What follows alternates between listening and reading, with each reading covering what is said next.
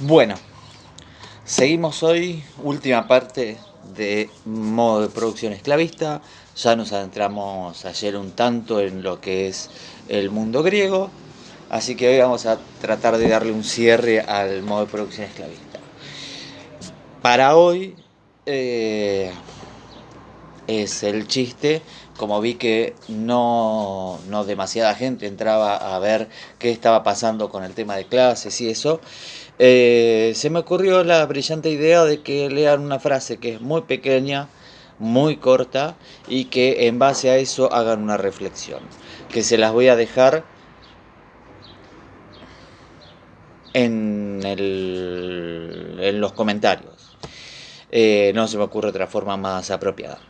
Bien, vayamos a lo siguiente, así damos por terminado el apartado sobre modo de producción esclavista. Como les decía, podemos continuar con la parte, si quieren, histórica, política, social, económica del mundo griego. Ayer me preguntaban acerca de la caída del mundo griego y o romano en general, acerca del modo de la incidencia del modo de producción esclavista en ese sentido.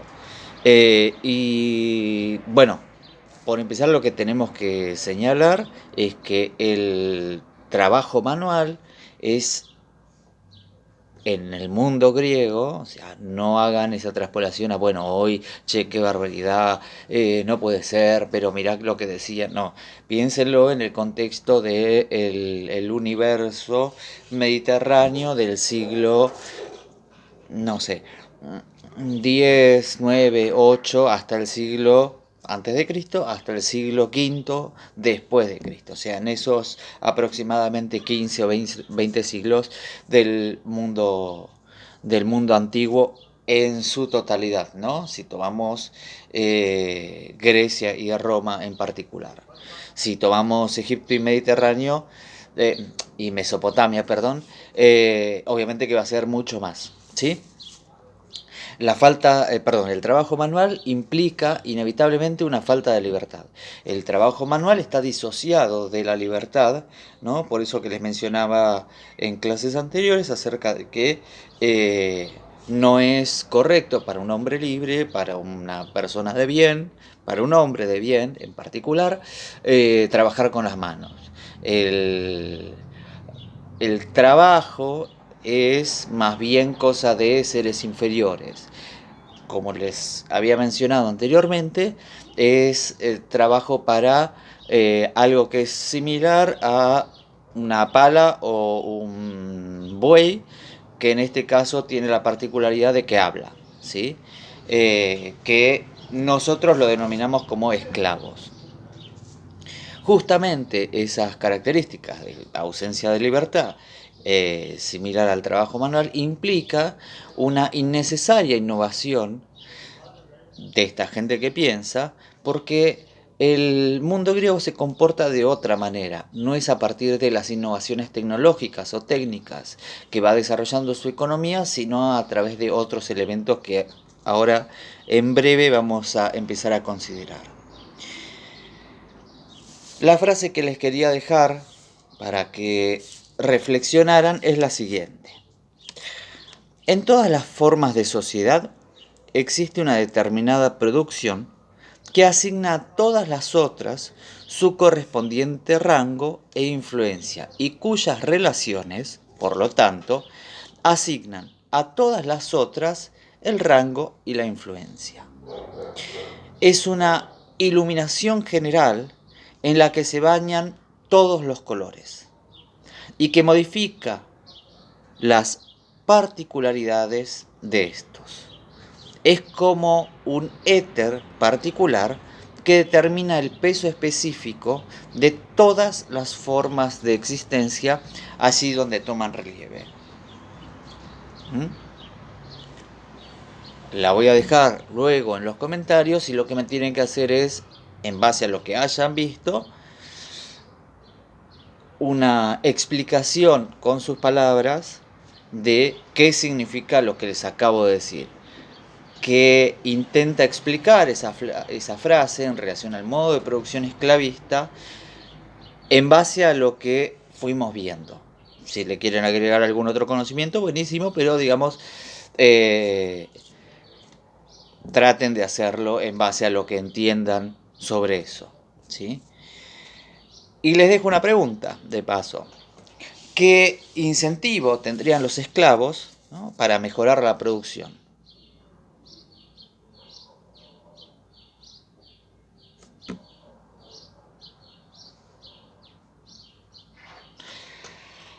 El trabajo esclavo, como consideración general, no es ni mejor ni peor que el trabajo libre. No es que los trabajadores esclavos son más capaces o menos capaces que los trabajadores libres. No tienen más o menos habilidades, no tienen más o menos conocimientos. Son simplemente categorías distintas y formas, si quieren, de ocupación, de vida, culturales, etcétera, que son distintas.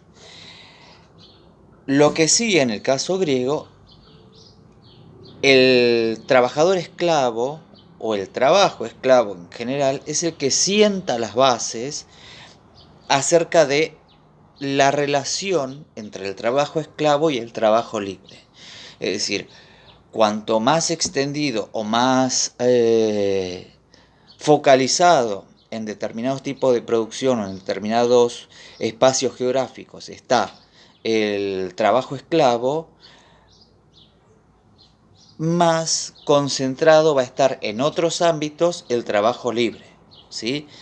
Y la interrelación que se va a dar entre ellos, bueno, va a ser dinámica a partir justamente del peso que tiene el trabajo esclavo. Es decir, si el trabajo esclavo es el que proporciona, por ejemplo, las materias primas, el trabajo libre va a ser el que dependa de esas materias primas porque no las va a producir, porque si no pasaría de ser trabajo libre a considerarse trabajo esclavo, ¿sí?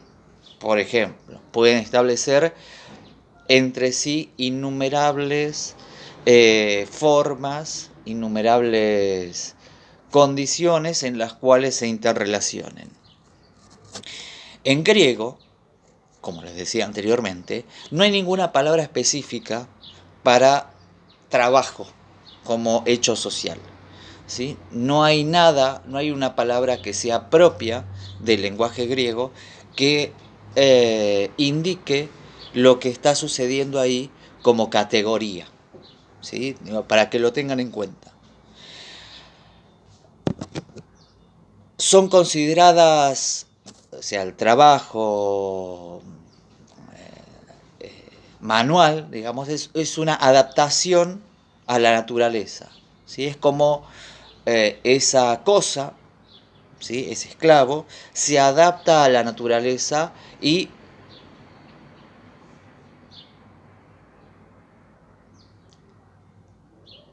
no llega a transformarla. Simplemente lo que hace es utilizar eso de la naturaleza, ¿sí?, como si uno le pusiera abono a una planta. Es decir, si tenemos una planta y tenemos que decir que esa planta tuvo un fruto, no vamos a decir que ahí hay un trabajo, porque es un acto casi, no sé, natural de la planta tener ese fruto. Si yo le pongo abono, no estoy trabajando sobre esa planta ni o regándola, no estoy transformando esa planta en el sentido, después lo podemos discutir con Darwin, que sería otro asunto, pero digamos, no estoy transformando directamente a esa planta. Simplemente lo que estoy haciendo es acomodarme a las circunstancias en las cuales esa planta se desarrolla naturalmente. O sea, no estoy, por ejemplo, mezclando una planta blanca con una verde para que me salga una planta blanca y verde. Simplemente lo que estoy haciendo es adaptarme como trabajador a esas condiciones que tiene propias esa planta. En el universo griego lo que hay justamente es esta consideración de que esa planta, por ejemplo, ese cultivo, ese ganado, no se está transformando de ninguna manera. Lo que lo único que se está haciendo es adaptar a ese esclavo, o sea, no es un individuo, a esa cosa que habla, a esa situación en la cual esas, pongámosle, vacas están encerradas. Ese hecho natural de que las vacas estén encerradas, dejo ese pequeño silencio para la reflexión, ese hecho natural de que las vacas estén encerradas o que los cultivos crezcan en determinado lugar y no en otro, que también es natural, ¿m? Lo único que tiene por parte del esclavo es su adaptación. El esclavo se adapta a las condiciones que brinda la naturaleza. Por otro lado, lo que les señalaba en relación a esta concepción que tiene el universo griego acerca de la técnica es incompatible con la asimilación del hombre al mundo natural. Se los repito, me lo harté así como se los digo. La técnica, ¿sí? El desarrollo de la técnica, ¿sí? Esto es la forma en la cual se interviene en esa naturaleza, es incompatible, o sea, no puede existir en conjunto con la asimilación del hombre al mundo natural como su instrumento.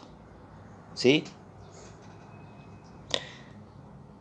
La productividad en ese sentido está fijada por el esclavo. Cuanto más esclavos hay, mayor productividad va a haber. Como un elemento distinto de las cuestiones económicas, ¿sí? O sea, no se piensa en términos económicos, sino que se piensa en términos, si quieren, de poderío fundamentalmente militar. A través de las conquistas es que se mejora la producción. El avance económico en ese sentido se da a través de lo que Perry Anderson denomina una vía lateral, ¿sí? No se da a partir del mejoramiento de la técnica o de las cuestiones, no sé, científicas o tecnológicas o como quieran ponerle.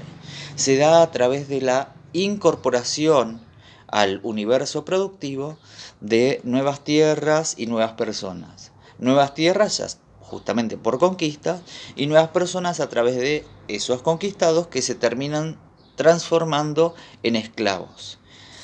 Entonces, el poderío militar es justamente la base de ese crecimiento.